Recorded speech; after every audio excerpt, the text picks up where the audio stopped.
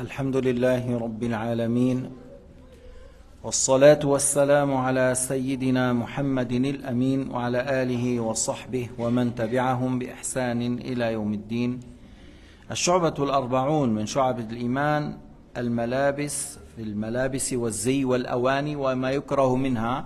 C'est un nouveau chapitre que l'imam al-Bayhaqi a abordé dans les branches de la foi au sujet des habits, au sujet de qu'est-ce qu'on porte et au sujet encore des ustensiles, qu'est-ce qu'on utilise et qu'est-ce qu'on n'utilise pas.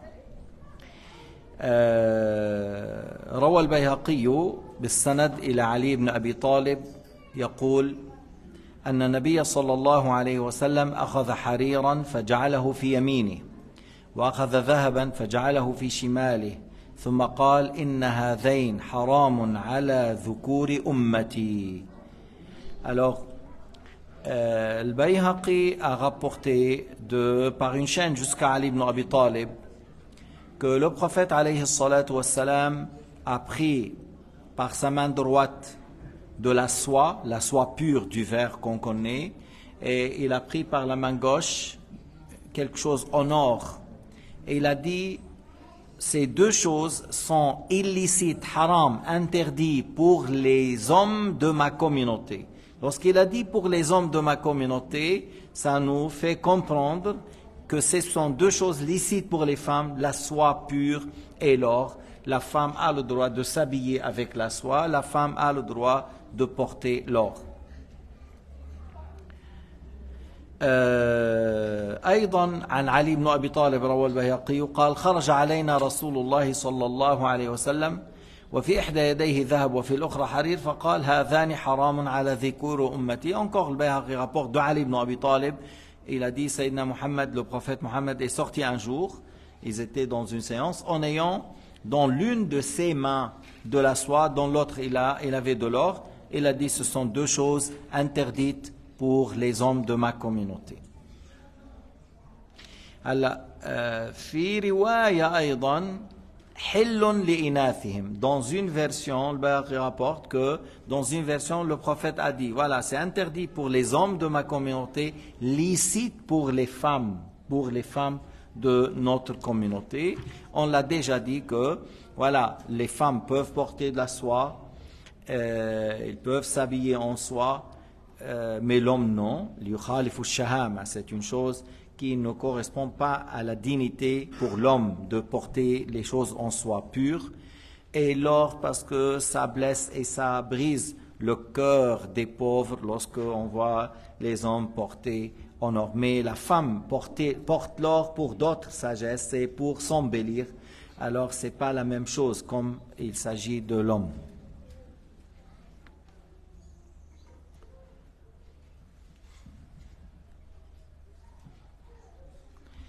أيضا جاء في الحديث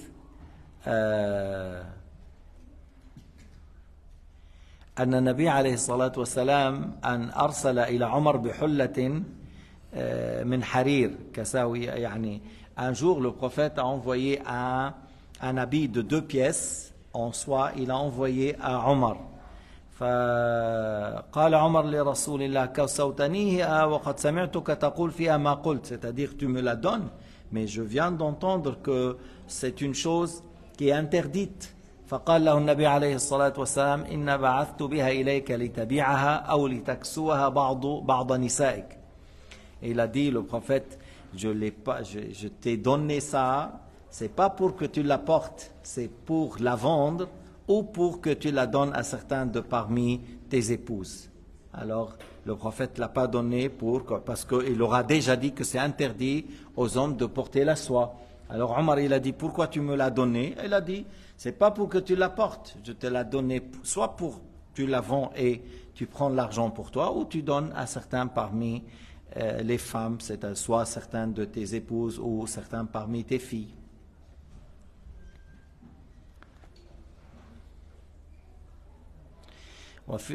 وفي رواية أنه لبسها, dans une version que Omar a porté ça, et le prophète lorsqu'il a vu, il était en colère, il a dit je t'ai pas donné pour que tu la portes, je t'ai donné pour telle et telle chose, soit pour telle chose ou telle chose. قال شعبة أو عن أنس بن مالك يقول قال شعبة فقلت عن النبي صلى الله عليه وسلم قال شديدا عن النبي صلى الله عليه وسلم أنه قال من لبس الحرير يعني في الدنيا فلن يلبسه في الآخرة. Alors on rapporte que Sayyidina Muhammad sallallahu alayhi wa sallam a dit celui qui porte la soie dans le bas monde il ne la porte pas dans l'au-delà. هي الجنة فيها كثير من اللباس, c'est-à-dire il y a plusieurs sortes d'habits dans le paradis. Allah Ta'ala zakar al-harir, il a parlé de la soie, il a parlé que l'intérieur des accoudoirs c'est en soie, et dans le hadith الرسول عليه الصلاة والسلام تكلم عن شجرة اسمها طوبة منها تتفتق ثياب أهل الجنة. Il a parlé Sayyidina Muhammad qu'il y a un arbre dans le paradis très grand. Et c'est de là, ça sort les habits pour les gens du paradis. C'est un arbre très grand.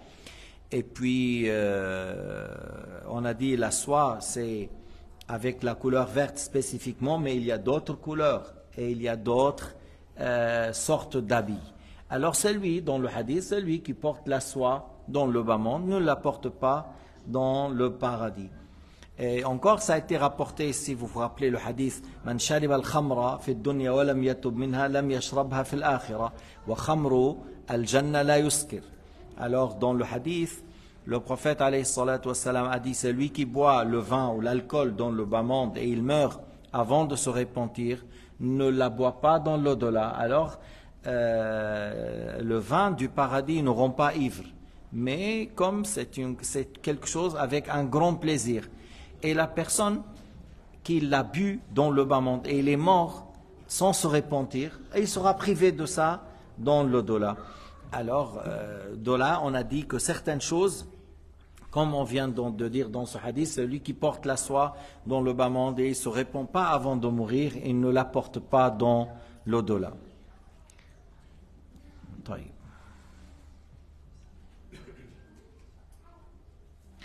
عن ابن أبي ليلى أحد المجتهدين, il s'appelle Ibn Abi Layla, c'est un parmi les mujtahidin. Il a dit أن حذيفة كان بالمدائن فاستقى فأتاه دهقان بماء في إناء من فضة فرمى به. Alors Ibn Abi Layla, il a parlé de Hudhayfa ibn al-Yaman qui était dans la ville de Madain que les musulmans ont pris de la part des Perses qui adoraient le feu après la grande conquête de l'Qadisiyya. Et Hudhayfa ibn al-Yaman a réclamé, a demandé de l'eau. Alors un parmi les gens là-bas, il lui a ramené de l'eau avec un tasse en argent métal. Alors il a jeté Hudhayfa et il n'a pas voulu boire. وقال إني لم أرمه إلا أني نهيته. Il a dit si je le jetais, c'est pas parce que je veux pas de l'eau, mais parce qu'on a été interdit, ça a été interdit pour nous de boire avec les ustensiles en or ou en argent métal. قال رسول الله صلى الله عليه وسلم الحرير والديباج وأنية الذهب أو الفضة والذهب لهم في الدنيا ولكم في الآخرة رواه البخاري. Alors il a dit que Sayyidina Muhammad a dit la soie, et dibaj c'est une sorte de soie encore plus épais. Alors il a dit la soie et ad-dibaj. Et les ustensiles en argent, métal et en or, c'est pour eux, c'est-à-dire les non-croyants dans le bas monde, et pour vous dans l'au-delà. Nous, dans le bas monde, on n'a pas le droit de boire avec les ustensiles ou de manger avec les fourchettes et les cuillères et les assiettes en or et en argent métal. Et c'est un grand péché, même pour les femmes. Même pour les femmes, de manger avec les ustensiles en or et en argent métal, c'est interdit pour les hommes et les femmes. Nous, on a dit les femmes peuvent porter l'or et la soie, mais ils ne peuvent pas utiliser. Dans l'utilisation, non. Les hommes et les femmes, c'est interdit. Et que les non-croyants faisaient ça, les orgueilleux, les gens riches parmi les non-croyants faisaient ça dans le bas monde. Mais dans l'au-delà, Allah Ta'ala fait que les gens du paradis, Al-Wildan Mukhalladoun, leur offrir, leur ramène, que ce soit les boissons ou la nourriture dans des assiettes en or et des tasses en argent. Et then, à qui ces deux enfants-là? Il faut un peu la maîtrise là. On leur dise de...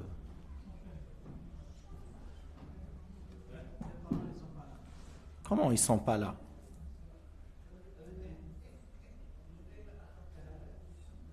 C'est à moi de dire calmez-vous. Restez à vos places, c'est pas la garderie maintenant. Regarde, ils se mettent d'accord, ils s'assoient. Yani si on leur dit, ils s'assoient.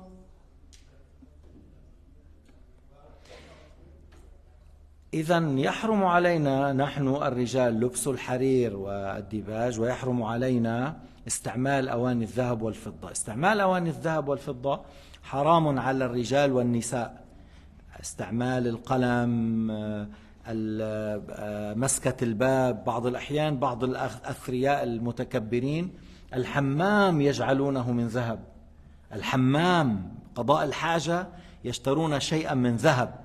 بعض المتكبرين لأنه عنده ملايين أو مليارات إيش يفعل؟ فبصير بده يلبس الحيطان يعملها من ذهب، والحمام من ذهب، ومسكات الباب من ذهب، والسيارة أحيانا يريدها من ذهب. هذا من أكبر الكبائر، هذا من أكبر الكبائر. أناس يموتون جوعا في السودان والصومال وأفريقيا، بل وبعض البلدان العربية مثل تونس ولبنان وكذا. الجوع يضرب في هذه الأيام، وبعض الناس يريد إيش؟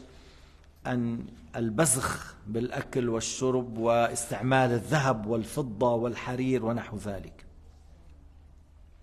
الحديث هذا رواه البخاري وأيضا أخرجه مسلم. وعن سويد بن غفلة أن عمر بن الخطاب خطب الناس بالجابية فقال: إن رسول الله صلى الله عليه وسلم نهى عن لبس الحرير إلا موضع إصبع أو إصبعين أو 3 أو 4، وأشار بكفه وعقد 50. رواه مسلم. Alors, Suwaid, fils de Ghafla, il a rapporté qu'Omar ibn Khattab radiyallahu anhu était dans la région Al-Jabiya, dans les pays du Sham, et il a fait un discours et il a dit que Sayyidina Muhammad, le prophète Muhammad, a interdit de porter la soie, sauf l'équivalent d'un doigt, 2 doigts, 3 doigts, 4 doigts. Il a dit même 4 doigts. Et pour 4 doigts, tu sais, lorsqu'on dit al-hashiya, là où par exemple vers les bords des manches, parce que c'est des choses qu'on a besoin des fois pour que l'habit tient, pour qu'il tient, parce que c'est là où tu utilises beaucoup et c'est quelque chose, la soie c'est quelque chose de fort, il protège, il préserve. Alors Sayyidina Muhammad a donné l'explication que s'il met un peu de brodure ou vers l'intérieur, on met vers les 2 côtés de l'ouverture de jubba ou vers les manches, tu prends l'équivalent de 1 doigt, 2 doigts, 3 doigts, 4 doigts, en mettant de la soie, que le prophète a dit que ça c'est permis. Il a accepté, il a donné cette exception au sujet de la soie.